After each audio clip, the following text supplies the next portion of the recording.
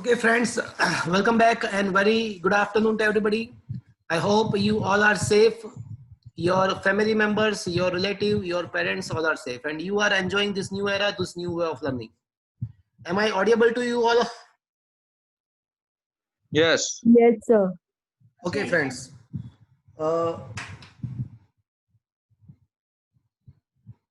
So friends, today is the turn to discuss the new chapter. I'm going to give you some extra MCQ of the second chapter for the practice. On the last lecture, some of the MCQ of the textual kind of MCQ we had solved. I had solved each and every MCQ which I had provided. But almost 50 more question I'm going to give you as a practice. Yesterday I had not sent a second chapter paper, 100 marks paper. Your second chapter 100 mark paper I am going to take it on the Sunday आपका ये 100 marks का exam होगा second chapter का, because अभी मैंने आपको वो extra MCQ practice के लिए नहीं दिया हुआ है. So today I am going to give you some extra MCQ on WhatsApp for the second chapter. You just solve it and give me the doubt in the next session. Sunday you will be having examination of the second chapter full. So today, without wasting time, we'll start the third chapter. So friends, don't miss each and every lecture of the third chapter because it is a slightly a lengthy chapter. It is very interesting and it is consequence. It is एक lecture के ऊपर दूसरा lecture, दूसरे के ऊपर तीसरा lecture, ऐसे पूरा sequence में है. So don't miss any session of this chapter. In the first and second chapter, we had not moved any charge. The charge residing stationary. तो जो पहला एंड दूसरा जो चैप्टर था वो स्टैटिक इलेक्ट्रिसिटी था, उसमें चार्ज को हमने स्टेशनरी फॉर्म में रखा था. अब ये जो थर्ड चैप्टर है उसमें हम चार्ज को मूव कराएंगे. तो अगर चार्ज का मूवमेंट होता है तो कोई मुझे बताएगा क्या होगा?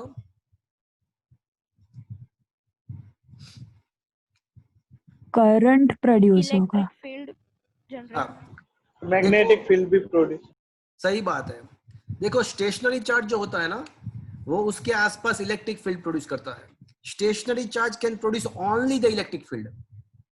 बट अगर कोई चार्ज मूव कर रहा है तो वो दो चीज करेगा, एक तो करंट भी जनरेट करेगा एंड सेकेंड थिंग उसके आसपास मैग्नेटिक फील्ड भी जनरेट होगा. मेरी बात गौर से सुनिए. Stationary charge can only produce the electric field. Charge which is moving with the constant velocity, अगर कोई चार्ज कांस्टेंट वेलोसिटी के साथ मूव हो रहा है तो it can produce along with the electric field it can produce the magnetic field as well. But अगर कोई चार्ज एक्सेलरेटेड है, केस नंबर 3, अगर कोई चार्ज एक्सेलरेटेड है तो वो इलेक्ट्रिक फील्ड भी प्रोड्यूस करेगा, मैग्नेटिक फील्ड भी प्रोड्यूस करेगा and along with that it is also going to produce the electromagnetic waves. Stationary charge can produce only electric field. Charge moving with a constant velocity can produce the electric and magnetic field, and charge moves with the acceleration can produce electric field, magnetic field and the electromagnetic wave, all the three things. But आज जो हम चीज discuss करने वाले हैं वो electric current के बारे में है. तो आपका ये जो थर्ड चैप्टर है उसका नाम ही ऐसा है, करंट इलेक्ट्रिसिटी या electric current. Friends 10th standard में आपके कुछ फॉर्मूला आपके माइंड में है. हर्षिल है वहां पे? हर्षिल प्रजापति, છે ત્યાં? अच्छा, विश्वास इज देयर? हाँ सर. विश्वास बताओ 10th स्टैंडर्ड के अंदर कुछ फॉर्मूलाज थे इलेक्ट्रिक करंट के बारे में, क्या आप पता है आपको? Q is equals to IT, પછી very good. Q equals to IT और I is equals to Q by T. हाँ. I is equals to Q by T. Okay, that's good. But I am going to tell you that this formula is not the correct 100%. आपको 10th standard के हिसाब से ये पता है कि I is equals to Q by T, Q equals to IT, वो पता है. बट अभी मैं ऐसा बोल रहा हूँ कि वो जो फॉर्मूला है वो 100% करेक्ट नहीं है. तो क्वेश्चन इज दैट कि क्या, तो फिर क्या करेक्ट क्या है? इसके लिए मैं ये जो चैप्टर है उसका the very first topic of this chapter, that is the derivation of electric formula of the electric current. तो friends the very first question, मैं इस चैप्टर का नोट्स आपको probably you will get the notes day after tomorrow. So day after, most probably you will get the notes day after tomorrow. You get the notes. So the very first question of this chapter is the electric current. The question is that discuss the conservation of charge. Discuss the conservation of charge in the conductor and derive the equation of electric current. So हम यहाँ पे इस chapter का first question लेने वाले हैं अभी. क्या आपके मोबाइल के अंदर आपको व्हाइट बोर्ड दिख रहा है? Yes, sir. Okay. So question 1 is derive the formula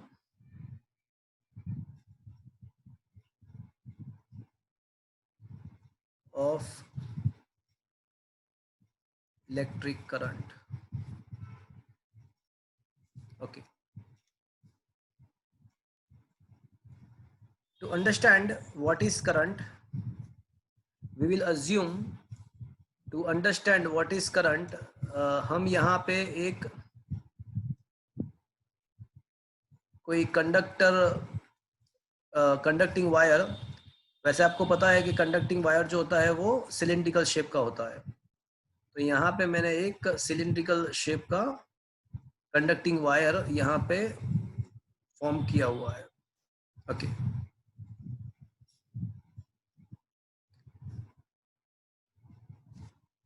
देखो आपको ये पता है कि the motion of a charge produce the electric current, whether the charge is positive और नेगेटिव. अगर उसका मोशन होता है तो इलेक्ट्रिक करंट जनरेट होता है. वैसे आपको ये पता होगा कि मेटल के अंदर, मेटेलिक कंडक्टर के अंदर क्या होता है? कोई बताएगा मुझे मेटल के अंदर क्या होता है? Free electrons, ions. हाँ, वेरी गुड. तो मेटल के अंदर फ्री इलेक्ट्रॉन्स होते हैं, आयंस होते हैं, but the ions are residing on its lattice point and they are just vibrating along its mean position. देखो कोई भी मेटल, अगर आप पीरियोडिक टेबल देखो तो जो फर्स्ट 3 कॉलम्स है, फर्स्ट 3 कॉलम्स, तो most of the metals are lying on the first 3 column of the periodic table. So that means in the metal, in the atoms of the metal, valence electron, the number of valence electrons is either 1, 2 or 3 because it is they are residing on the first 3 column of the periodic table. So it is having either 1, 2 or 3 valence electrons. So when this kind of metallic atoms are combined to form a metal, so the external orbital electron, that is valence electron, is going to be free down. Consider the example of aluminium. So the atomic number of the aluminium is 13. So that means it is having a 3 external orbital electrons, 3 valence electrons. So when many aluminium atoms are combined to form aluminum metal, so each aluminum atom is going to free down their 3 valence electrons. So as the atom is releasing the electrons, it is converted into the atom ने electron release कर दिया तो वो क्या बन जाएगा? Positive charge. वो positive ions बन जाएगा. तो अब हम ऐसा कह सकते हैं कि मेटल के अंदर पॉजिटिव आयंस होते हैं और फ्री हुए जो इलेक्ट्रॉन फ्री हुए हैं वो होता है. अब ये जो पॉजिटिव आयंस जो होता है वो मेटल के अंदर कुछ स्पेसिफिक लोकेशन पे वो वहां पे उसका अरेंजमेंट हो जाता है. That specific location is called a lattice point. और वो वहां पे आयंस जो होते हैं वो लेटाइस पॉइंट पे ही रहते हैं, बट वो along the mean position they are just vibrating. और उसके बीच में जो स्पेस होता है वहां पे इलेक्ट्रॉन फ्रीली मूव कर सकते हैं. Always remember, electrons are free from the atoms but they are not free from the metal. वो एटम्स से फ्री हुए हैं बट वो मेटल से फ्री नहीं है, वो मेटल के अंदर ही है. उसको मेटल का अभी भी कुछ फोर्स होता है कि जो उसको मेटल के अंदर बाउंड रखता है, इसकी वजह से वो मेटल से बाहर नहीं निकलते.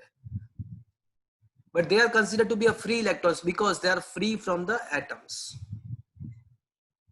जब हम कोई एक्सटर्नल सोर्स अप्लाई नहीं करते हैं, कोई बैटरी कनेक्ट नहीं करते हैं, कोई इलेक्ट्रिक फील्ड अप्लाई नहीं करते हैं, तो ये जो इलेक्ट्रॉन्स जो होते हैं फ्री, वो 100% रैंडम मैनर में होते हैं। तो उसके वजह से क्या होता है कि नेट चार्ज 100% रैंडम का मतलब ऐसा हुआ कि अगर कोई क्रॉस सेक्शन आप देख लो, तो जितने इलेक्ट्रॉन्स लेफ्ट हैंड साइड से राइट साइड जाएंगे, उतने ही इलेक्ट्रॉन वापस से राइट साइड से वापस से लेफ्ट हैंड साइड आ जाएंगे। तो क्या होगा कि उसका जो net charge crossing that cross section comes out to be 0।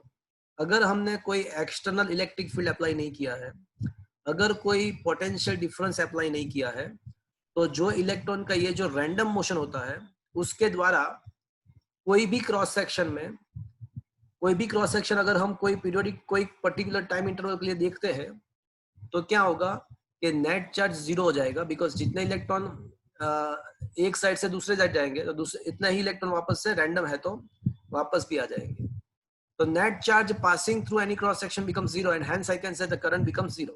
So though metal possess the free electrons, but it doesn't mean that it will always produce a current. Current produce करने के लिए आपको क्या करना पड़ेगा? बैटरी कनेक्ट करना पड़ेगा, आपको कुछ एनर्जी प्रोवाइड करना पड़ेगा, आपको सप्लाई देना पड़ेगा, आपको इलेक्ट्रिक फील्ड अप्लाई करना पड़ेगा। But unless and until you are not applying electric field, current is not going to be generated. But assume करो, हमारे एग्जांपल में अज्यूम करो कि हमने मेटल के साथ बैटरी को कनेक्ट किया हुआ है, अज्यूम कर लेते हैं कि हमने सप्लाई दिया हुआ है, तो डेफिनेटली क्या होगा, बताओ क्या होगा? करंट फ्लो होगा। हाँ, तो डेफिनेटली करंट फ्लो होगा। और मैं अज्यूम करता हूं कि यहाँ पे मैंने कोई क्रॉस सेक्शन अज्यूम किया हुआ है, ये कोई क्रॉस सेक्शन यहाँ पे अज्यूम किया हुआ है। ओके, सो ये जो क्रॉस सेक्शन है उसको मैंने डेल्टा टी इंटरवल के लिए, डेल्टा टी टाइम इंटरवल के लिए मैंने उसका ऑब्जर्वेशन किया। तो I come to know that in the delta T interval time the charge which is passing from this cross section in the delta T interval time, I found that the net charge passing from this cross section comes out to be a delta Q. So what is the definition of electric current? Electric current का definition क्या है? चलो कोई बताएगा, what is the definition of electric current? Integration Q delta T। नहीं, आप क्या बोल रहे हो? इलेक्ट्रिक करंट का डेफिनेशन क्या है? मैं सिंपल पूछ रहा हूँ, आप बहुत उसको amount of charge per unit rate of flowing of charge per unit time.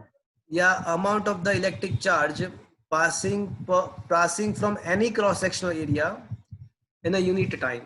देखो यहाँ पे हम डेफिनेशन में ऐसा बोलेंगे कि passing from any cross sectional area. पूछो क्यों?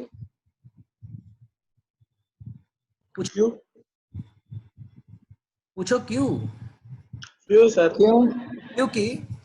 क्योंकि ऐसा होता है कि when the charge passing from the conductor, वहां पे उसका कंजर्वेशन होता है।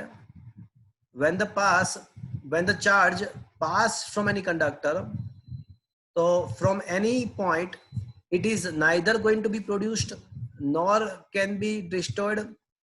The amount of the charge entering from any cross sectional area in any interval of time, the same charge will leave in the same interval of time from the other cross sectional area. So when the current passing from the conductor from every cross section, the amount of the charge for the given interval of time is always constant, because charge inside the conductor, charge can neither be produced nor be destroyed nor can be accumulated at any point. So whatever the charge enters from any cross-sectional area in some particular interval of time, the same charge will leave from other cross-sectional area in the same interval of time. So that is called the conservation of the charge in the conductor. So that is why in the definition we can say any cross-sectional area, because from every cross-sectional area, the amount of the charge per time is always remains constant. So that is why electric current is defined as a amount of electric charge passing through any cross-sectional area in a unit time is defined as electric current. तो अब हमने जो example consider किया है, तो वहां पे हमने ऐसा देखा कि डेल्टा टी इंटरवल में डेल्टा क्यू चार्ज पास हो रहा है। तो according to definition, I should say according to definition, the average current कितना होना चाहिए?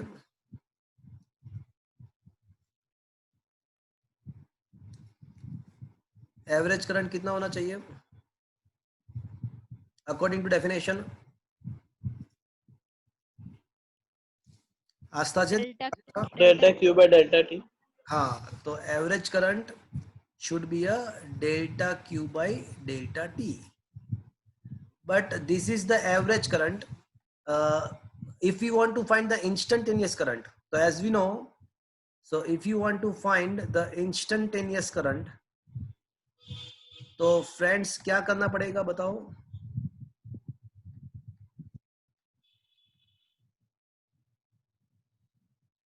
सर करंट तो कांस्टेंट नहीं होता। तो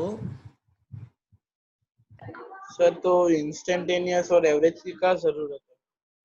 नहीं, आप समझे नहीं। करंट मतलब ऐसा है कि सपोज, मेरी बात सुनो, सपोज ये मेरे पास कंडक्टर है, तो अभी मैं ऐसा बोल रहा हूं कि ये कंडक्टर में करंट 4 एम्पियर है। मेरी बात ध्यान से सुनना, एक कंडक्टर में करंट 4 एम्पियर है, तो इसका मतलब ऐसा हुआ कि उसका कोई भी क्रॉस सेक्शन ले लो, तो उसके अंदर 1 सेकंड में 4 कूलम चार्ज ही पास होगा। बट सपोज मैंने बैटरी का वोल्टेज बढ़ा दिया और अब इसमें से 10 एम्पियर करंट फ्लो रहा है, तो इसका मतलब ऐसा हुआ कि इसका कोई भी क्रॉस सेक्शन ले लो तो उसमें पर सेकंड 10 कूलम चार्ज पास होगा। तो current is a constant with respect to any cross section, it is not constant with respect to any time. Is it understood what I mean to say is that?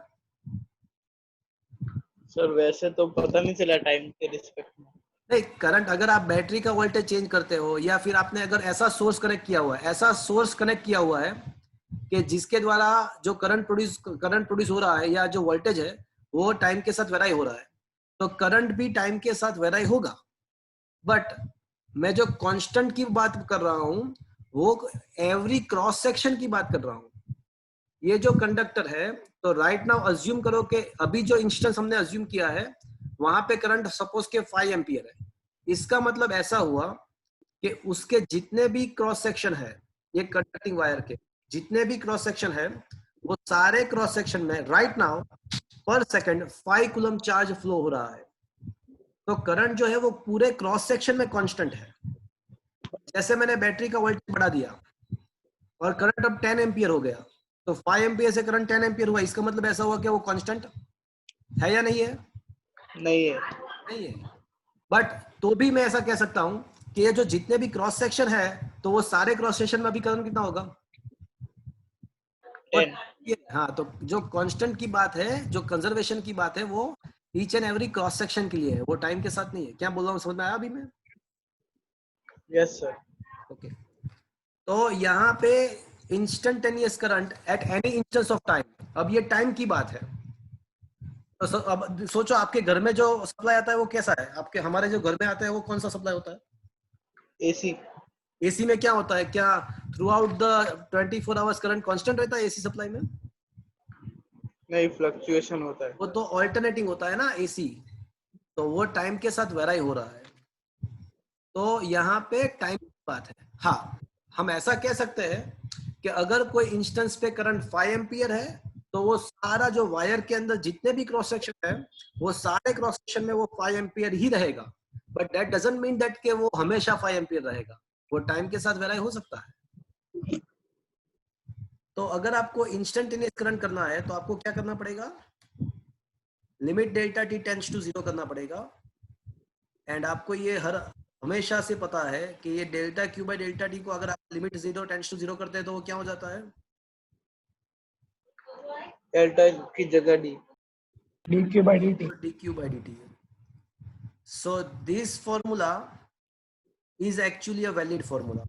आप जो 10th में पढ़े थे ना कि I is equals to q by t, वो valid नहीं है, फॉर्मूला वैलिड है। So this is a general formula of electric current, तो ये जो फॉर्मूला है वो वैलिड है। अब टेक्स्ट बुक के अंदर नहीं है, बट आपके नॉलेज के लिए मैं आपको एकदम क्लियरली कुछ समझाने वाला हूँ। वो जैसे वो आपके टेक्स्ट बुक में नहीं है, बट आपको वो समझना चाहिए, वो समझने की जरूरत है। बेसिकली जो करंट होता है वो टाइम के साथ वेराई हो भी सकता है या कांस्टेंट भी हो सकता है। दो टाइप के इलेक्ट्रिक करंट पॉसिबल है। जैसे बैटरी है, बैटरी तो अगर उसका सप्लाई, उसकी mobile battery is giving a 9 volt supply, तो वो जो बैटरी है उसको फिक्स रहता है, तो उसके द्वारा जो करंट प्रोड्यूस होता है वो भी फिक्स्ड होता है। उसको डीसी करंट बोलते हैं हम, उसको हम डीसी करंट बोलते हैं। जो करंट टाइम के साथ वेराई नहीं होता है, कांस्टेंट होता है टाइम के साथ। बट प्रैक्टिकल लाइफ में बहुत सारे करंट ऐसे हैं कि जो टाइम के साथ वेराई होता है। जैसे हमारे घर पे जो सप्लाई आता है प्लग में से तो वो ऑल्टरनेटिंग होता है, टाइम के साथ वेराई होता है। तो basically I can say two kind of currents are there, एक जो टाइम के साथ वेराई होता है और दूसरा जो टाइम के साथ वेराई नहीं होता है। तो I may be a constant with the time and I may not be a constant with the time. But चाहे कोई भी करंट हो, चाहे वो कांस्टेंट हो या ना हो, बट करंट का जो जनरलाइज्ड फॉर्मूला है वो क्या है? dq by dt जो फॉर्मूला है वो इसका जनरल फॉर्मूला है करंट का, वो चाहे कोई भी टाइप का करंट हो। ओके, अगर example of a constant current is a direct current. Direct current is the example of that. हम जो पेंसिल से या बैटरी के द्वारा जो भी करंट प्रोड्यूस होते हैं बैटरी या पेंसिल से के द्वारा, वो सारे करंट्स जो है वो डीसी करंट है। बट जो टाइम के साथ वेराई होता है उसका एक एग्जांपल उसका ऑल्टरनेटिंग करंट है। अब I is equals to dq by dt जो है वो सारे करंट के लिए अप्लाइड है, चाहे वो कांस्टेंट है या नहीं है। It is applicable for each and every kind of situation. But यहाँ पे अगर dq को सब जगह इक्वेशन बनाते हैं और उसके बाद दोनों साइड इंटीग्रेशन करते हैं, dq को सब्जेक्ट को इक्वेशन बनाया, उसके बाद इंटीग्रेशन किया, इंटीग्रेशन dq का q हो जाएगा। बट यहाँ पे I कांस्टेंट है, so I is come out from the integration because I is a constant. वैसे I constant है तो निकलेगा integration dt equals to t हो जाएगा। तो फ्रेंड्स आप जो 10th स्टैंडर्ड में q equals to I t equation आपने देखा था, या I is equals to q by t equation आपने देखा था, तो वो जो फॉर्मूला है that is valid only and only for the constant current। तो आप जो 10th स्टैंडर्ड में पढ़े थे वो आपको थोड़ा इनकम्प्लीट नॉलेज दिया था।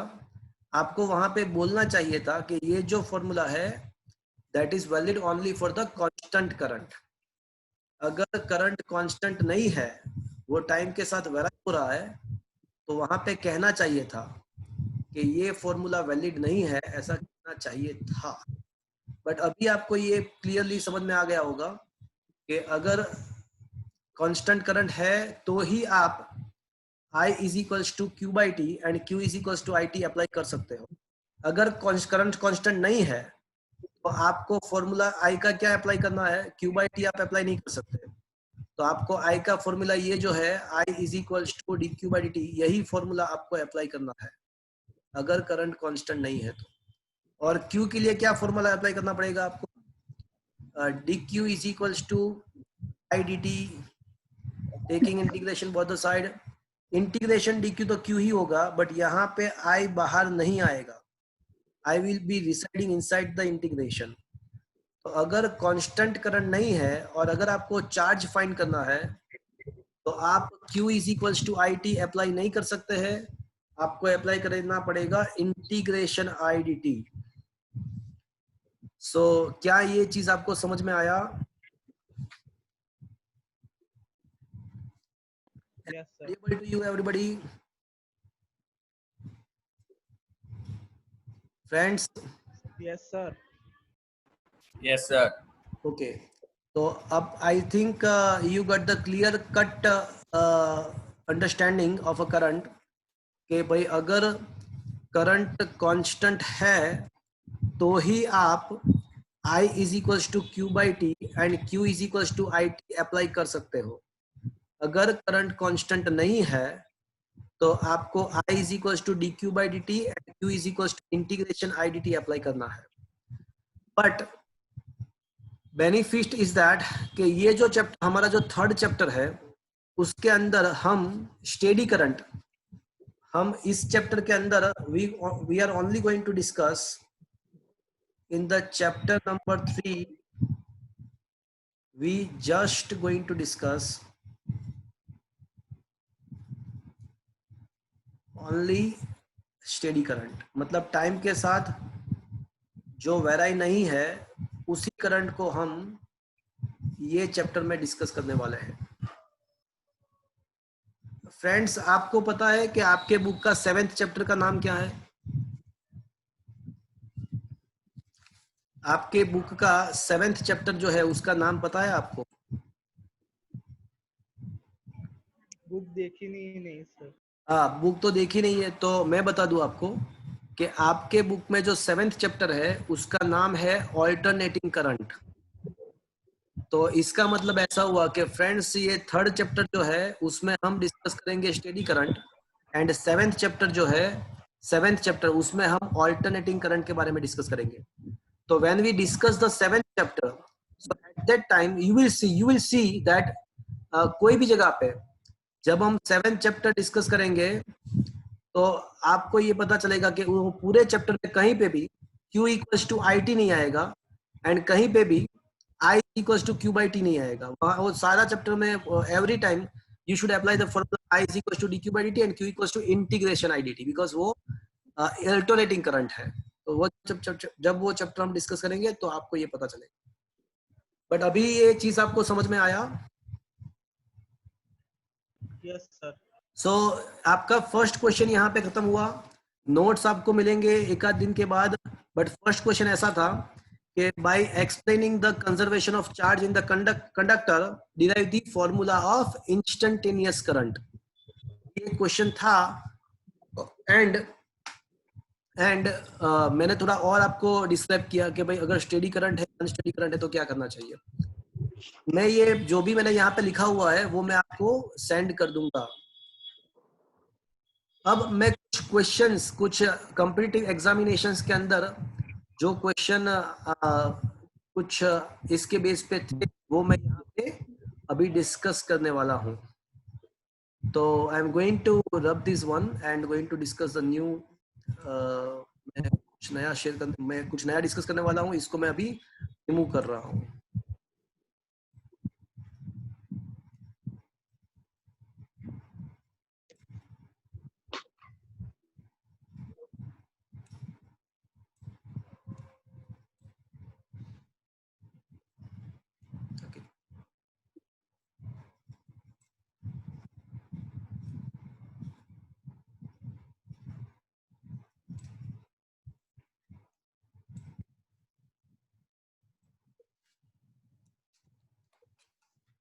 ओके, क्वेश्चन ऐसा है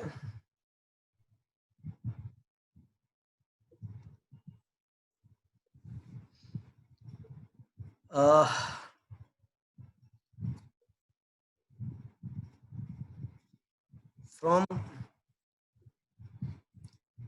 any cross section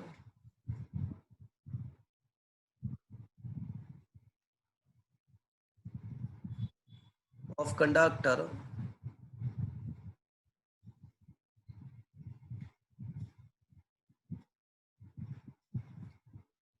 current is from any cross section of a conductor charge is not current, the charge is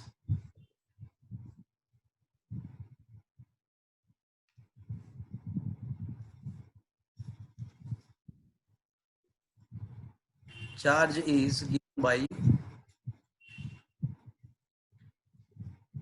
q equals to 5t square plus 3t plus 2. Then find number 1 average current for t is equals to 0 second to t is equals to 2 second. And number 2, find current at t is equals to 2 second. मतलब at particular 2 second का मतलब ऐसा हुआ कि instantaneous current आपको find करना है.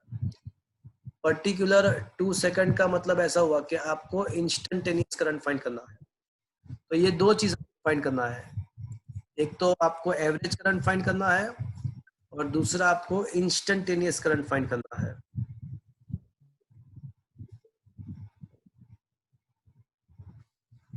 चलो कोई बताएगा कैसे फाइंड करेंगे? सर एवरेज के लिए डायरेक्ट टी की वैल्यू डाल दो.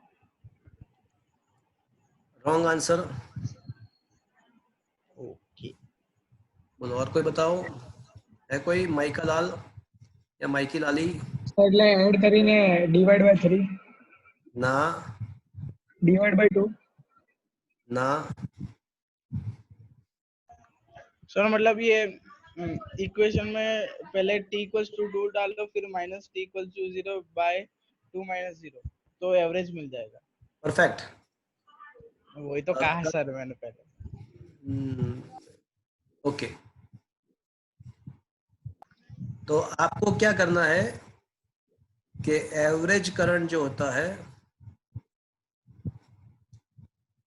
तो वो होता है डेल्टा क्यू बाई डेल्टा. मतलब Q2 minus Q1 upon T2 minus T1. अब Q2 का मतलब क्या हुआ? सो Q एट 2 सेकेंड, बिकॉज हमको टाइम इंटरवल कहाँ से कहाँ लेना है? 0 सेकेंड से 2 सेकेंड. तो Q2 का मतलब होगा Q इज एट 2 सेकेंड. तो 2 सेकेंड पे चार्ज कितना होगा बताओ मुझे?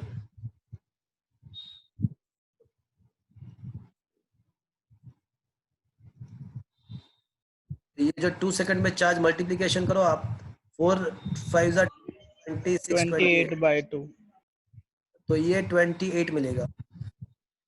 चलो Q1 is equal to Q at 0 second. तो Q एट 0 सेकेंड को आप अगर फाइंड करोगे तो वो 0 नहीं मिलेगा आपको, वो 2 कूलम मिलेगा. Is that clear? Yes sir. तो अगर एवरेज करंट फाइंड करना है तो 28 माइनस 2 अपॉन 2 माइनस 0. तो इसका आंसर जो आएगा वो 13 एम्पियर आएगा. क्या ये समझ में आया फ्रेंड्स आपको? Yes sir. अब मुझे फाइंड करना है current at t is equal to. अच्छा ये जो मेरे हैंड राइटिंग है क्या वो ये आपको कंफर्टेबल है कि वो जो स्मॉल लेटर मतलब ये ठीक? देखो मुझे बताओ कौन सा आपको कन्वीनियंट लगता है, ये ज्यादा है या ये करंट? बताओ at t is equal to, तो कौन सा ज्यादा कन्वीनियंट? नहीं वो पहले वाला ही अच्छा है. हाँ बोलो क्या कौन कोई सा भी चलेगा. आपको कन्वीनियंट रहेगा मोबाइल के अंदर? ये थिक या थीन? सर कोई भी चलेगा. चलेगा. ओके. तो second one current at t is equal to 2 second. तो आपको पता है कि अगर आपको करंट तो dq बाई dt पड़ेगा. इंस्टेंटेनियस करंट के लिए आपको dq बाई dt करना होता है. तो उसका 5t स्क्वायर प्लस 2 का डिफरेंशिएशन अगर आप करते हो तो 5 बाहर आ जाएगा, टी स्क्वायर का 2t हो जाएगा. तो यहाँ पे हो जाएगा 10t plus 3. But particularly at t is equal to 2 second, अगर यहाँ पे वैल्यू सब्स्टिट्यूट करोगे तो आपको क्या मिलेगा? 23 एम्पियर। तो ये क्वेश्चन आपको समझ में आया?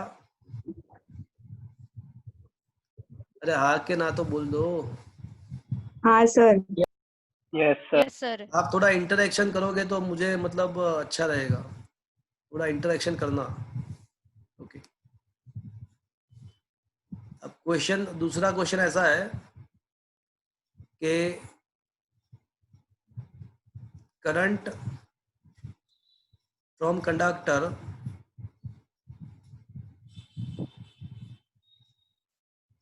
Can be given by I is equals to 10t plus 4.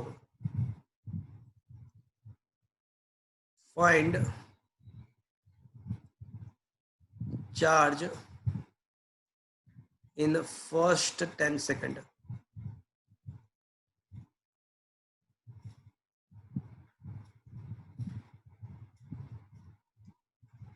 Okay, तो यहाँ पे करंट का फॉर्मूला दिया हुआ है और मुझे चार्ज फाइंड करना है। चलो कोई बताएगा मुझे क्या करना चाहिए?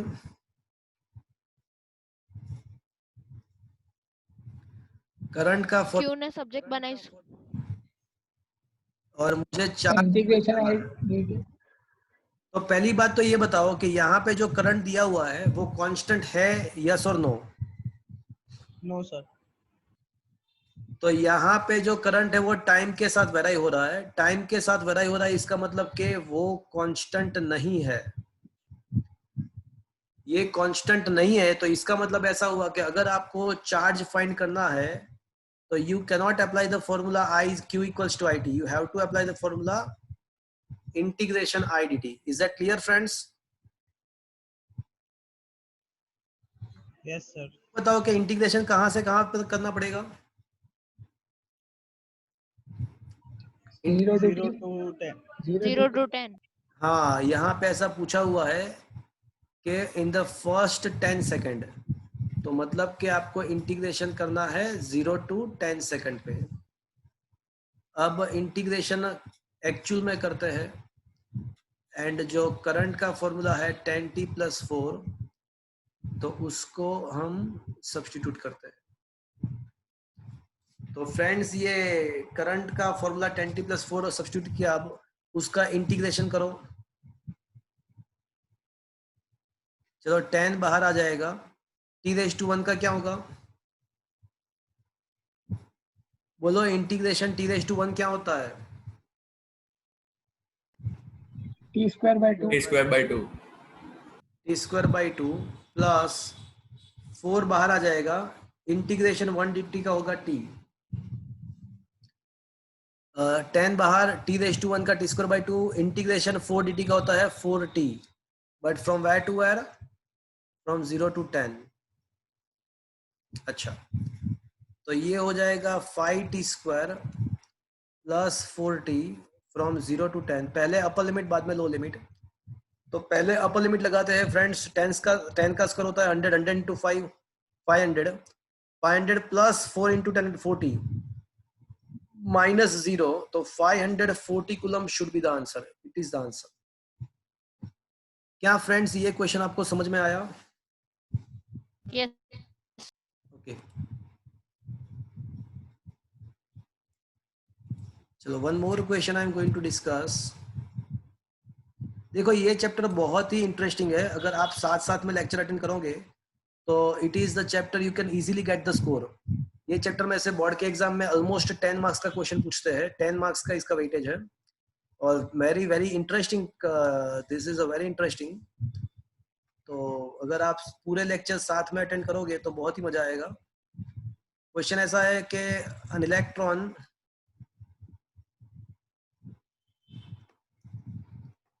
is revolving with frequency f. Find the current. सही है, फ्रीक्वेंसी मतलब रिवॉल्यूशन पर सेकंड। हाँ, find the current produced by it. चलो यहाँ पे ऐसा क्वेश्चन है कि एक इलेक्ट्रॉन कांस्टेंट फ्रीक्वेंसी एफ से न्यूक्लियस के आसपास कांस्टेंट फ्रीक्वेंसी एफ से रोटेट हो रहा है, तो उसके द्वारा कितना करंट जनरेट होगा वो बताओ, ऐसा क्वेश्चन है। चलो कोई बताएगा कैसे सोल्व करेंगे?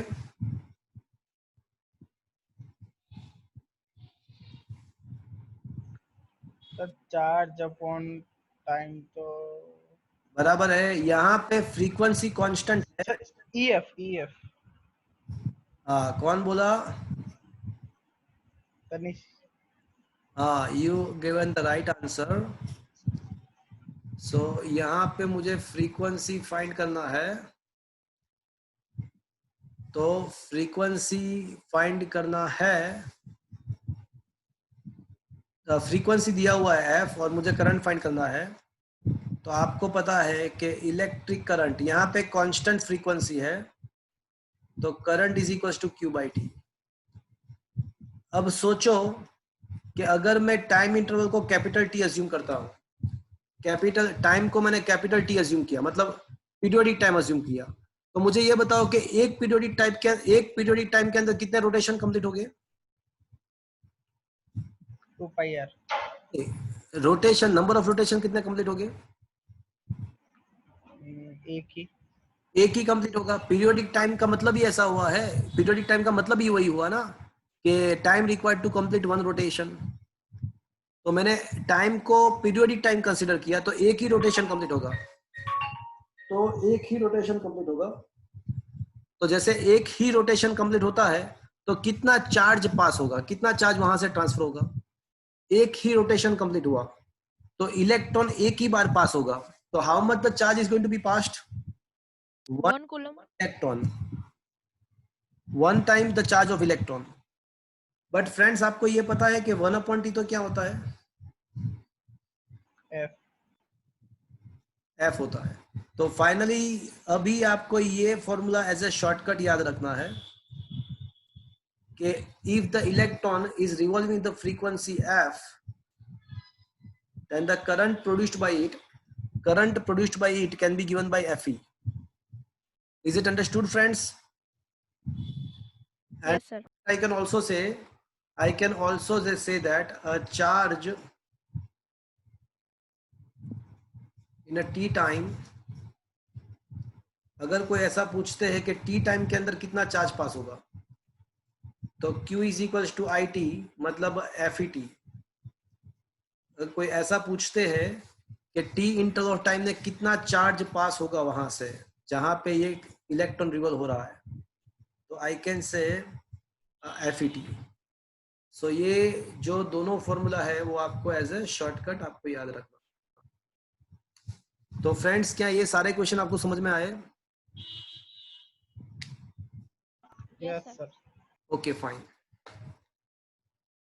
तो अभी मैं नेक्स्ट टॉपिक लेने वाला हूं, that is already you are aware about the topic, and the topic name is Ohm's law. तो आपको शायद ये पता होगा कि ओहम्स लॉ क्या है। चलो कोई मुझे बताएगा? ऋषि है वहां पे? ऋषि is there? Rishi Doshi? Yes sir. हाँ, तो आपको पता है ओम्स लॉ क्या था? ओम्स लॉ आपको पता है कुछ उसके बारे में? સર હું કંઈક લિનિયર ગ્રાફ હતો એનો એવું કંઈક હતું.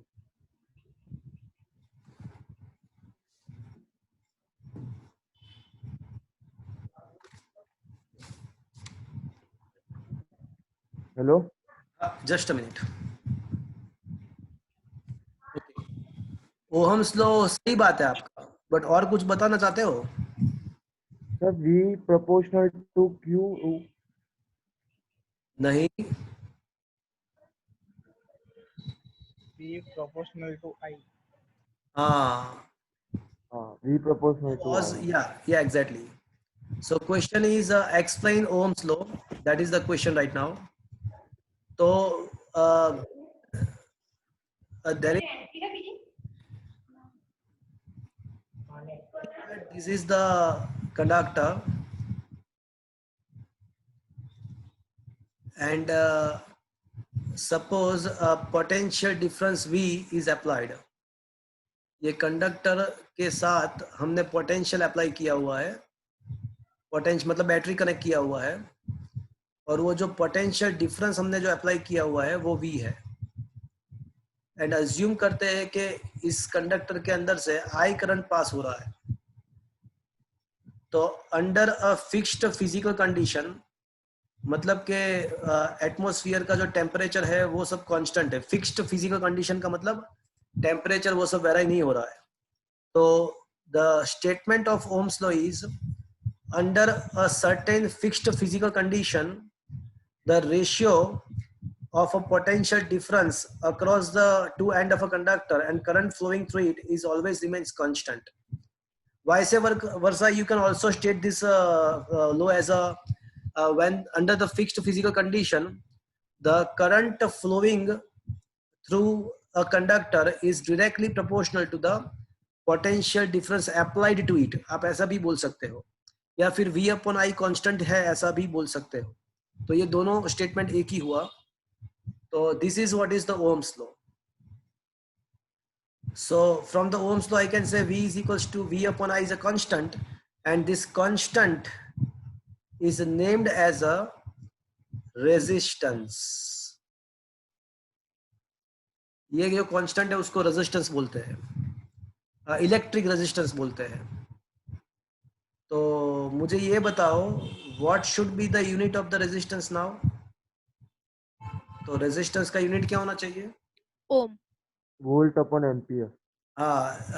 The unit of the resistance is a volt upon ampere, but on the name of the great scientist, it is taken as a ohm, and the symbol of this ohm is this. The scientist name is a George Simon Ohm. So on the name, on the honor of the great scientist, it is taken as a ohm, and its symbol is like a omega. Friends, resistance, always remember, resistance does not depend on V and I. Friends, वो resistance जो है ना, वो V voltage, applied voltage या current के ऊपर dependent नहीं होता है। It is depend on the 3 parameter. It is depend on number 1, type of material. एक जगह पे मैंने कॉम्पिटिटिव एग्जामिनेशन में क्वेश्चन देखा था कि as we know R is equals to V upon I. Now if we increase the voltage applied to the, if we increase the potential difference applied to that wire, then its resistance, what happened to its resistance? तो क्या आएगा? constant remains। अगर आप potential बढ़ाते हो तो भैया current भी बढ़ जाएगा, करंट भी वाइस वर्सा बढ़ेगा, but the ratio is always remains constant. अगर वोल्टेज बढ़ाते हो तो रेजिस्टेंस बढ़ेगा नहीं, वो कांस्टेंट ही रहेगा। Resistance does not depend, resistance does not depend on the voltage or current. It is depend on the 3 parameters. Which 3 parameter? Number 1, type of material. Number, फिर area होगा और लेंथ होगा। हाँ, it is also depend on the dimension.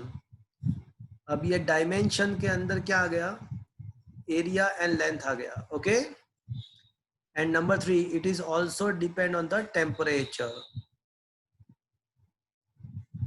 Up to certain extent it is also depend on the pressure, because जब आप pressure को change करते हो तो थोड़ा टेम्परेचर भी चेंज होता है। तो because of that fact we can say it is also depend on the pressure, because if you change the pressure sometimes temperature also gets changed.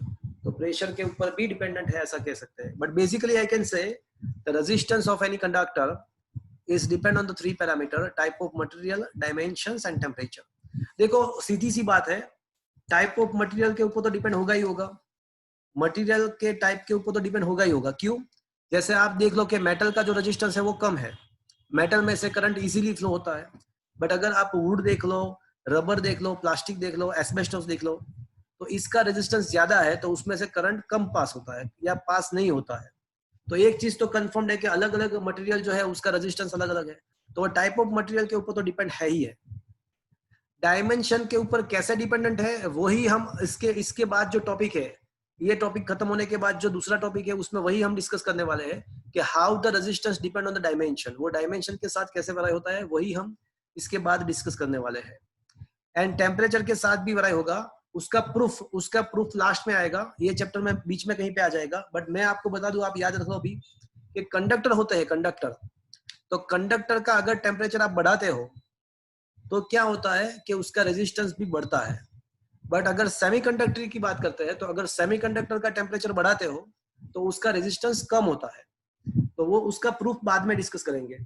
But अभी मैं आपको बता देता हूं कि टेम्परेचर का इफेक्ट क्या है। अभी जस्ट बता देता हूं मैं आपको कि कंडक्टर अगर है तो उसमें अगर आप टेम्परेचर बढ़ाते हो तो उसका रेजिस्टेंस बढ़ेगा। क्यों, वो बाद में मैं प्रूफ के साथ बताऊंगा। एंड अगर सेमीकंडक्टर है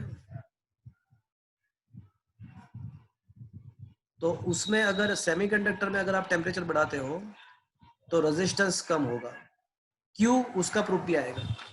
तो ये जो रेजिस्टेंस है वो ये तीन चीज के ऊपर डिपेंडेंट है। देखो, unlike conservation of charge, conservation of energy, conservation of linear momentum and conservation of angular momentum, Ohm's law is not the fundamental law. जो Ohm's law है वो फंडामेंटल नहीं है। Conservation of charge, conservation of linear momentum, conservation of, आपको पता है कि चार जो लॉ है ना, conservation of linear momentum, angular momentum, charge and energy, these four laws are the conservation law. These four conservation law are the fundamental law. वो universal fundamental है। बट ओहम्स लॉ जो है वो फंडामेंटल नहीं है। Ohm's law जो है वो फंडामेंटल नहीं है, वो एवरी टाइम एप्लीकेबल नहीं है। देखो, मतलब मैं ऐसा कहना चाहता हूं कि सारे ऑब्जेक्ट ओहम्स लॉ को अबे नहीं करते हैं। मोस्ट ऑफ द मेटल, सारे मेटल उसको अबे करते हैं, और कुछ और मटेरियल जो है वो ओहम्स लॉ को अबे करते हैं। But all the material are not obeying the Ohm's law. सारे मटेरियल ओहम्स लॉ को ओबे नहीं करते हैं।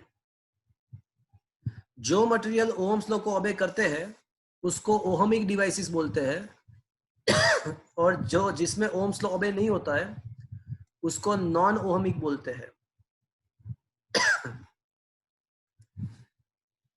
जहां पे ओहम्स लॉ ओबे होता है उसको ओहमिक डिवाइस बोलते हैं। जहां पे ओहम्स लॉ ओबे नहीं होता है उसको नॉन ओहमिक डिवाइस बोलते हैं। बट अगर कोई डिवाइस ओहमिक है, ओहम्स लॉ ओबे होता है, तो उसके लिए अगर आप आई वर्सेस वी का ग्राफ ड्रॉ करोगे, तो it is comes out to be a straight line. अगर कोई ओहमिक डिवाइस है तो उसके लिए आई वर्सेस वी का जो ग्राफ है वो स्ट्रेट लाइन मिलेगा।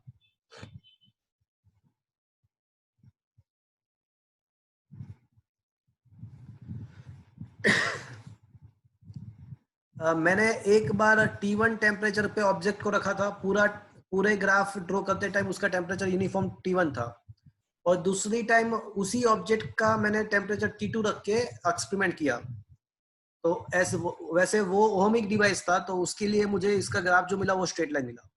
बट एक कॉम्पिटिटिव एग्जामिनेशंस में मैंने ऐसा देखा था कि from the graph for the conductor we can say, फिर दूसरा ये ऐसे सब ऑप्शन थे, ग्राफ दिया था ये, और ऑप्शंस थे कि T1 is greater than T2, T2 is greater than T1, T1 is equals to T2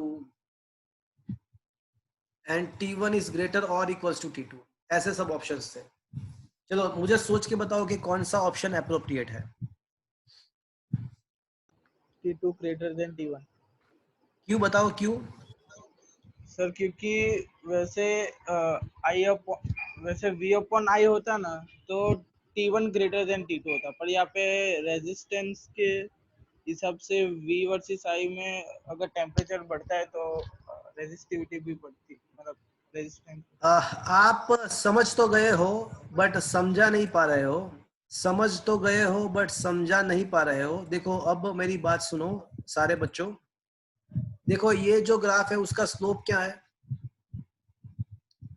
तो स्लोप जो होता है वो ऑलवेज 1 by एक्सपेक्टेड R। होता है, तो ये तो क्या हो जाएगा 1/r हो जाएगा।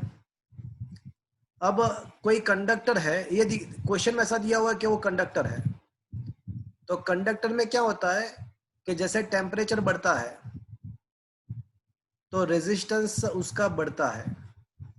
कंडक्टर के लिए टेम्परेचर बढ़ता है तो रेजिस्टेंस बढ़ता है, और अगर रेजिस्टेंस बढ़ता है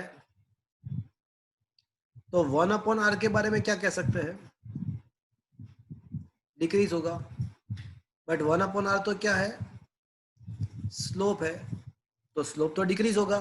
तो मतलब ऐसा हुआ कि जिसका स्लोप कम है, मतलब ऐसा हुआ कि जिसका स्लोप कम है उसका टेम्परेचर,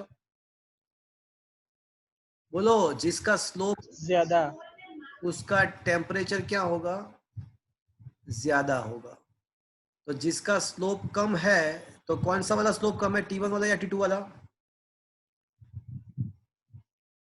T2। तो उसका स्लोप कम तो उसका टेम्परेचर ज्यादा रहेगा। तो क्या ये चीज समझ में आया फ्रेंड्स? ये क्वेश्चन कोई कॉम्पिटिटिव एग्जामिनेशंस में मैंने देखा था, तो क्या ये चीज समझ में आया? Yes sir. अब रेसिप्रोकल ऑफ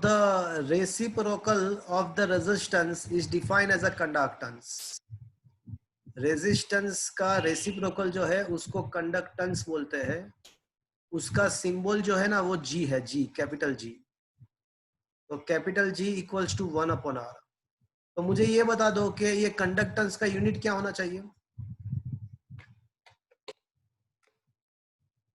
ओम इनवर्स।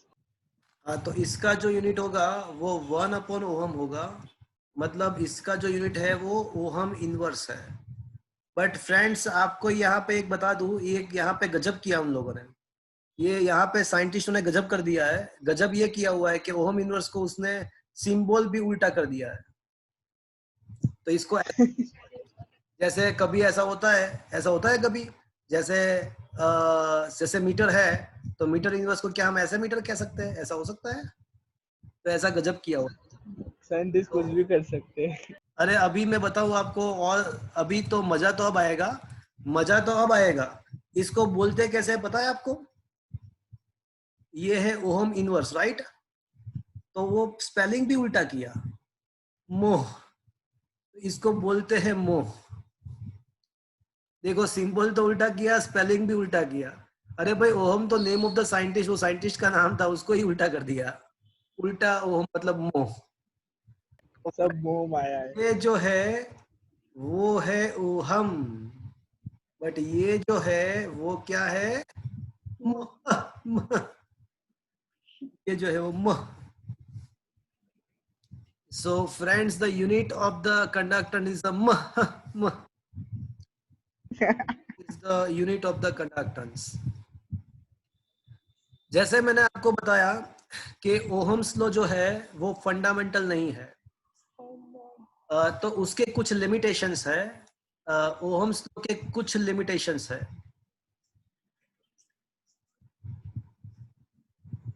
आपको सेपरेटली ये क्वेश्चन पूछ सकते हैं, discuss the limitation of the Ohm's law. Ohm's law 2 marks में अलग से, ओहम्स लॉ के बारे में सब कुछ डिस्कशन खत्म किया मैंने, ओहम्स लॉ का पूरा डिस्कशन मैंने खत्म किया। Limitation of the Ohm's law हम डिस्कस करने वाले हैं। तो अगर कोई ऑब्जेक्ट ओहम्स लॉ को ओबे करता तो उसके लिए आई वर्सेस वी का ग्राफ कैसा मिलता? जो कोई ऑब्जेक्ट अगर ओहम्स लॉ को ओबे करता तो उसके लिए आई वर्सेस वी का ग्राफ कैसे मिलता? Straight line. Linear, straight line मिलता। But there are some devices, there are some object for which I versus V graph is a non-linear for some material. for some material like a semiconductor. तो semiconductor जो material है उसके लिए अगर I versus V graph draw करते हैं तो for some material like a semiconductor diode, तो ये जो सारे डिवाइसेस है उसके लिए I versus V graph linear नहीं है। उसके लिए अगर ग्राफ ड्रॉ करते हैं, इसके लिए अगर ग्राफ ड्रॉ करते हैं तो it is comes out to be like this, ऐसे नॉन लीनियर मिलता है, कर्व्ड मिलता है आई वर्सेस वी ग्राफ। तो वैसे अकॉर्डिंग टू ओम्स लॉ वो होना कैसा चाहिए था? होना कैसा चाहिए था? Linear. लीनियर, बट नहीं है ना, तो that is why it is a limitation. दूसरी बात, ओहम्स लॉ ऐसा बोलता है कि भाई जो भी करंट फ्लो होगा वो पोटेंशियल के सेम प्रोपोर्शन में होगा, I proportional to V, irrespective of the potential sign. मतलब बैटरी चाहे आपने प्लस माइनस कनेक्ट किया है या माइनस प्लस कनेक्ट किया है, चाहे आप इस तरह से बैटरी कनेक्ट करो या उल्टा पोलैरिटी चेंज कर दो, but current always proportional to V होता है। बट मतलब according to Ohm's law the current does not depend on the polarity of the potential. Potential कैसे अप्लाई किया हुआ है उसके ऊपर डिपेंडेंट नहीं है। बट आपको मैं बता दूं कि कुछ डिवाइसेस जैसे पीएन जंक्शन डायोड, तो पीएन जंक्शन डायोड में अगर आप वोल्टेज का पोलैरिटी चेंज करते हो, वो क्या होता है? चेंज करते हो तो जो ग्राफ होता है ना वो भी चेंज हो जाता है। जैसे वोल्टेज को पॉजिटिव रखते हो तो ग्राफ ऐसे मिलता है, बट अगर वोल्टेज को नेगेटिव करते हो तो ग्राफ कुछ ऐसे मिलता है। मतलब positive voltage and negative voltage दोनों हिसाब से दोनों साइड ग्राफ सेम नहीं है। देखो, it is not same. According to Ohm's law it should be same, चाहे पोटेंशियल कोई भी डायरेक्शन में आप अप्लाई करो, बट जो करंट का जो रिलेशन है वोल्टेज के साथ वो सेम ही रहना चाहिए। बट ऐसा नहीं होता है पीएन जंक्शन डायोड में, तो that is why it is the second limitation. तो सेकंड लिमिटेशन कैसे लिखेंगे कि for some of the devices the I versus V graph is also depend on the polarity of the potential, polarity of the battery. So that is what is the second limitation of the Ohm's law. And third limitation, अगर graph straight line है तो वहां पे 1-to-1 function मिलेगा। मतलब current का एक value है तो उसके लिए पोटेंशियल का एक वैल्यू ही मिलेगा। करंट का कोई एक वैल्यू है तो उसके लिए पोटेंशियल का आपको यूनिक वैल्यू मिलेगा। मतलब 1-to-1 फंक्शन होता है। बट गैलियम आर्सेनाइड, अगर गैलियम आर्सेनाइड के लिए अगर आप ग्राफ ड्रॉ करते हो तो वो जो ग्राफ होता है ना वो एस टाइप का आता है। गैलियम आर्सेनाइड का जो ग्राफ है वो ऐसा मिलता है।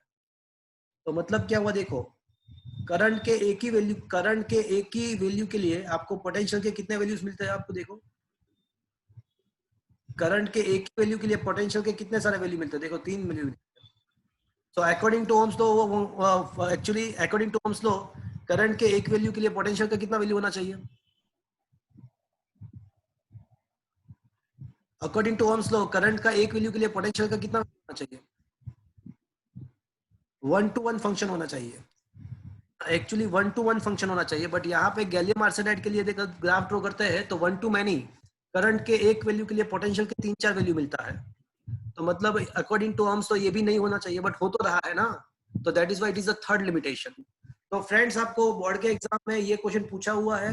बोर्ड के एग्जाम में आपको ऐसा पूछ सकते हैं कि state and explain Ohm's law, 2 marks पे, तो आपको ओहम्स लॉ एक्सप्लेन करना है। बट ऐसा भी पूछ सकते हैं कि just state Ohm's law and discuss it limitations, तो आपको ओहम्स लॉ का स्टेटमेंट खाली लिखना है और उसके लिमिटेशन आपको बताना है। तो मैं एक बार फिर से सारे लिमिटेशन बोल देता हूं। Number 1,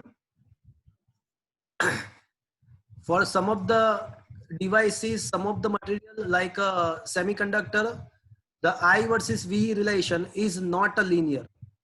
Second, for some of the material like a PN junction diode, the I versus V graph relation is also depend on the polarity of the potential.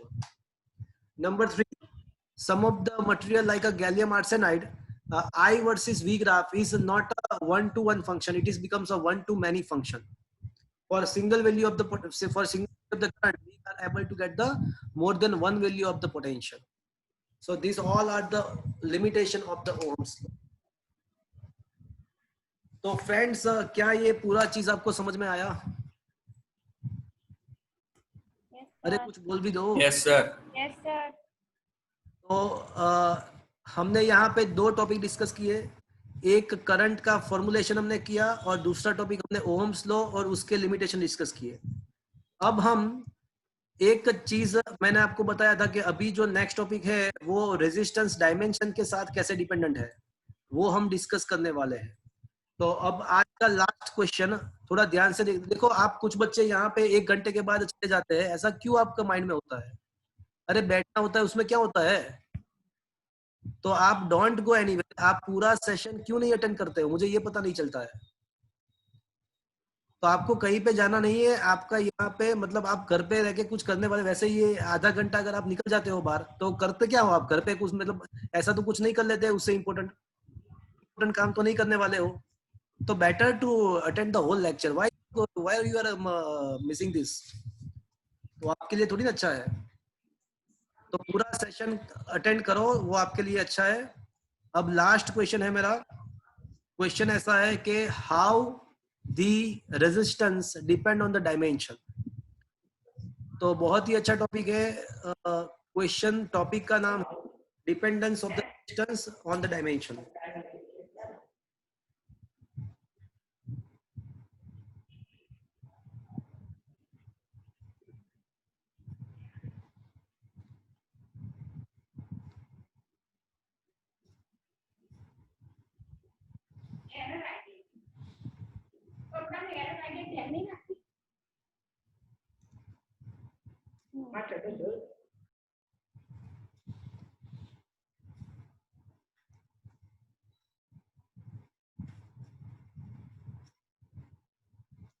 Okay. Dimensions का मतलब क्या हुआ? Length and cross sectional area. तो friends मुझे ये बताओ कि अभी हमारा टारगेट क्या है, क्या करना है हमको?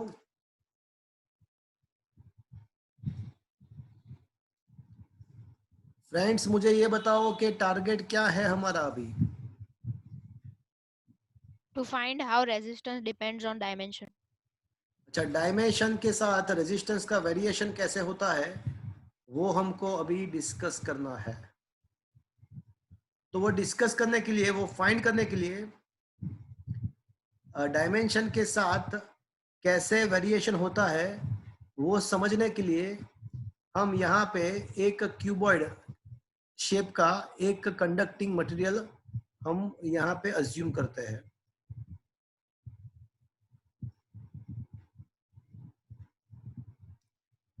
और ऐसा अज्यूम करते हैं कि यहाँ पे जो करंट पास हो रहा है, इस कंडक्टर में से जो करंट पास हो रहा है वो I है. Current which is flowing from this conductor is assume to be I.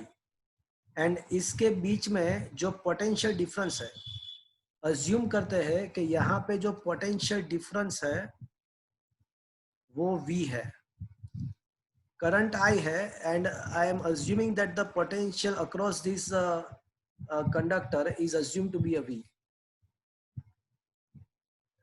This is the figure A. So from the figure A, and according to the Ohm's law, I can say the resistance of this conductor is equals to, according to Ohm's law, can I say a V upon I? Chalo, yes or no? Yes, sir. अब figure B को ध्यान में लेते हैं. अब मैं यहाँ पे ऐसा करने वाला हूँ कि ये जो क्यूबॉइड है, similar type of cuboid, I am going to connect it in the series of it. मतलब एक दूसरा ऐसा ही क्यूबॉइड में इसके साथ उसको मैं कनेक्ट करने वाला हूँ सीरीज में. तो ये जो क्यूबॉइड है, ऐसा ही एक दूसरा क्यूबॉइड उसके साथ हम कनेक्ट करने वाले हैं.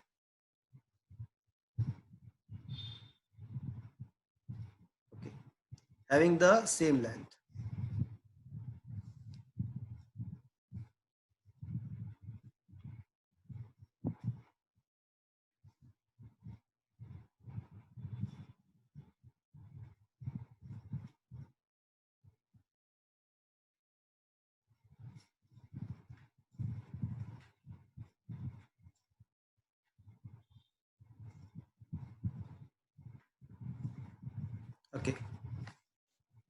तो क्या होगा, अब देखो वापस से मैंने इसमें से सेम ही करंट को पास किया, करंट यहाँ पे जो पास हो रहा है वो आई ही है। तो फ्रेंड्स अगर करंट आई है तो अब क्या है कि इसका रेजिस्टेंस अगर हमने आर अज्यूम किया है, इसका भी आर है, तो इसके ये सब इसका डायमेंशन है, इसका डायमेंशन सेम है, दोनों का डायमेंशन सेम है, तीनों का डायमेंशन सेम है, तो उसका अगर इसका रेजिस्टेंस आर है तो इसका भी आर होगा, इसका भी आर होगा। अब यहाँ पे पोटेंशियल रेजिस्टेंस आर है, करंट आई है, तो इसका भी पोटेंशियल वी होगा, इसका भी पोटेंशियल वी होगा। तो मुझे ये बताओ कि in the figure B net potential difference across this combination, ये जो पूरा कॉम्बिनेशन है तो उसका नेट 2v कितना होगा, बोलो बताओ मुझे क्या होगा। 2v तो ये जो पूरा पोटेंशियल है उसका पोटेंशियल जो 2v होगा, यस और नो। एंड करंट क्या पास हो रहा है, करंट तो आई ही पास हो रहा है। तो according to Ohm's law what should be the net resistance. अब नेट रेजिस्टेंस क्या होगा, R dash is equals to net potential difference upon current, तो पोटेंशियल डिफरेंस तो 2v है एंड करंट तो I ही है। अब v बाई आई तो क्या है फ्रेंड्स, R है, तो इसका मतलब ऐसा हुआ कि अगर मैंने लेंथ को डबल किया, मैंने लेंथ डबल किया देखो, तो उसका रेजिस्टेंस भी क्या हुआ, double. so I can say what is the conclusion, the conclusion is that if the length is double, the conclusion is if the length is doubled then resistance also becomes double। तो इसका मैं ऐसा कह सकता हूं कि R proportional to L है। क्या मैं ऐसा कह सकता, लेंथ मैंने डबल किया तो रेजिस्टेंस भी डबल हुआ, तो इसका मतलब कि ये जो R है वो लेंथ के साथ सेम इन प्रोपोर्शन में है। Is that clear friends? Yes sir. अब मुझे क्रॉस सेक्शन के बारे में सोचना है। मुझे ये तो रिलेशन लेंथ का तो पता चल गया, अब क्रॉस सेक्शन का रिलेशन मुझे लाना है, तो वापस से मैं वही क्यूबॉइड अज्यूम करने वाला हूँ, और क्यूबॉइड टाइप का शेप का कंडक्टर वापस से मैं अज्यूम करने वाला हूँ। अब मैं क्या करूँगा कि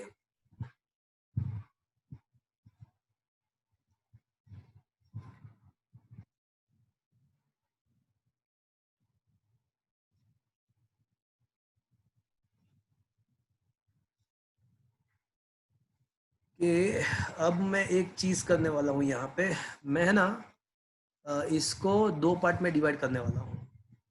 तो मुझे ये बताओ कि ये जो दोनों पार्ट अगर मैं डिवाइड करने वाला हूँ, लेट मी डिवाइड इट।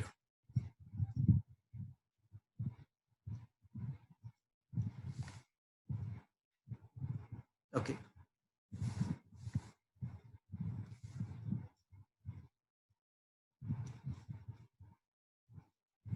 अब मैं इसको बीच में से उसको मैं कट करने वाला हूँ, ऐसे मैंने इसको कट किया, चलो बीच में से। तो फ्रेंड्स मुझे ये बताओ कि इसके मैंने दो पार्ट किए, तो दोनों पार्ट के क्रॉस सेक्शन कितने हो गए? इसका जो क्रॉस सेक्शन था वो A था, पहले इसका जो क्रॉस सेक्शन था वो पूरा क्रॉस सेक्शन A था, 2a।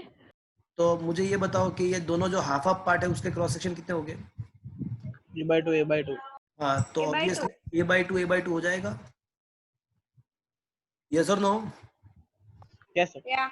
Yes sir। अच्छा, अब करंट तो वापस से मैंने पास किया, बट मुझे ये बताओ कि ऊपर के और नीचे के जो पार्ट है उसमें दोनों में से कितना कितना करंट पास होगा?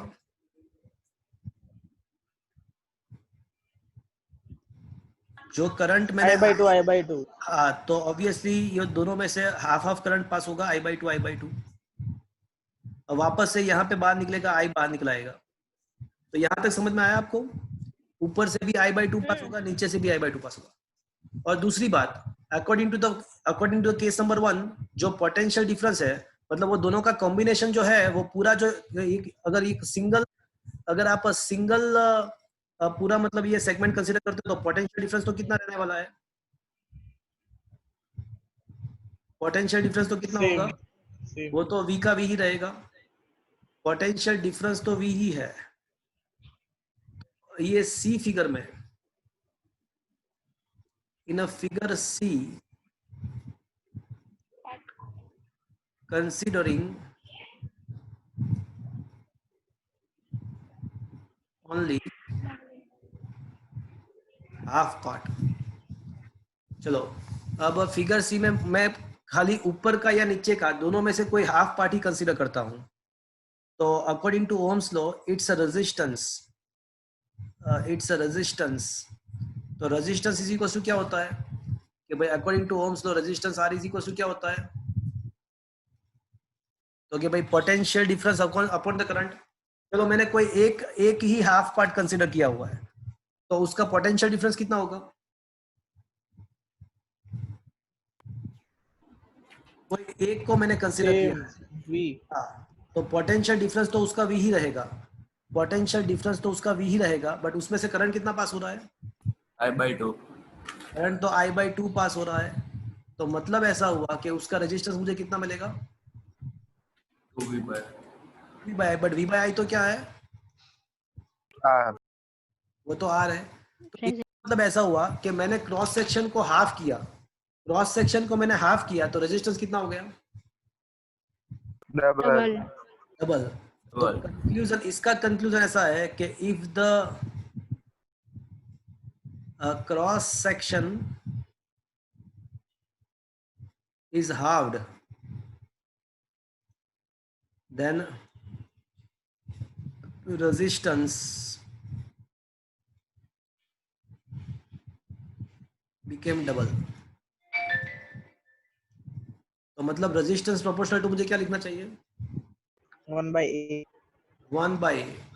तो finally equation 1, equation 2 and equation 3 को मिला दो, इक्वेशन 2 एंड इक्वेशन 3 को मिला दो, तो मैं ऐसा कह सकता हूं कि R प्रोपोर्शनल टू क्या होगा?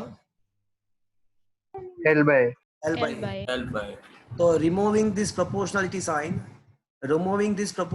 we got the constant here, proportionality constant here, and that proportionality constant is known as a, this proportionality constant is known as a resistivity। इसको resistivity बोलते हैं। तो friends, this proportionality constant is known as a resistivity। Friends, always remember that the resistivity does not depend on the dimensions। Resistivity is a constant which is dependent only and only on the type of material and the temperature. It is not depend on the dimensions। So where rho is known as a resistivity,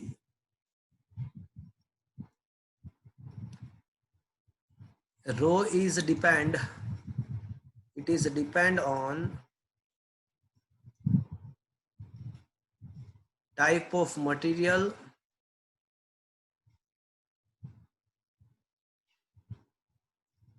and temperature।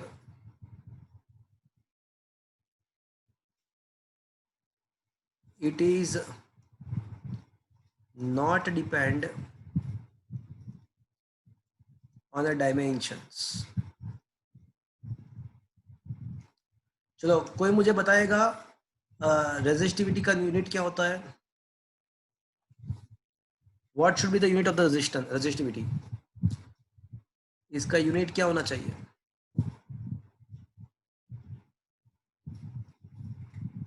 Om metre. हाँ, ohm into metre square upon metre, तो ohm into metre हो जाएगा। तो resistivity का unit जो होता है वो ओहम इंटू मीटर पर metre square, ohm into metre square पर मीटर, मतलब ओहम इंटू मीटर हो जाएगा। तो फ्रेंड्स, ये मैंने तीसरा क्वेश्चन, आज का मैंने ये तीसरा क्वेश्चन मैंने कंप्लीट किया। तो आज मैंने 3 टॉपिक चलाया आपको। सबसे पहले मैंने आपको करंट का फॉर्मूला डिराइव किया, नंबर 2 ओम्स लॉ और उसके लिमिटेशन डिस्कस किए, and number 3 how the resistance depend on the dimensions, उसका प्रूफ मैंने डिस्कस किया। ये सारे क्वेश्चन आपको प्रिपेयर करने हैं, सारे क्वेश्चन पूछ सकते हैं। आजकल सारे क्वेश्चन जो है वो सभी आपको प्रिपरेशन करना है, उसका नोट्स आपको मिल जाएगा, बट होमवर्क में आपको क्या करना है, तो ये जो मैं अभी ये मैंने जो बोर्ड में लिखा हुआ है ना व्हाइट बोर्ड, वो मैं अभी शेयर कर रहा हूँ। तो आपका होमवर्क, आज का जो होमवर्क है वो 2 टाइम्स, ये जो भी मैं व्हाइट बोर्ड अभी शेयर करने वाला हूँ आपके मोबाइल के अंदर, तो ये आपको 2 टाइम्स लिखना है पूरा चीज। तो that is what is your homework. मैं उसके साथ सेकंड चैप्टर के कुछ एक्स्ट्रा एमसीक्यू नोट्स भी भेजने वाला हूं, तो you must solve that extra MCQ before the next lecture, and आपको मुझे ये डाउट भी पूछने हैं। तो वो सेकंड चैप्टर के एमसीक्यू के डाउट कंप्लीट करने के बाद वापस से थर्ड चैप्टर में हम आगे बढ़ेंगे। संडे मैंने कल कोई पेपर नहीं भेजा था बिकॉज अभी एमसीक्यू बाकी है उसके, तो संडे आपका सेकंड चैप्टर फुल का एग्जाम होगा 100 मार्क्स का। तो आज का सेशन मैं यहाँ पे खत्म कर रहा हूँ। किसी को कुछ पूछना है?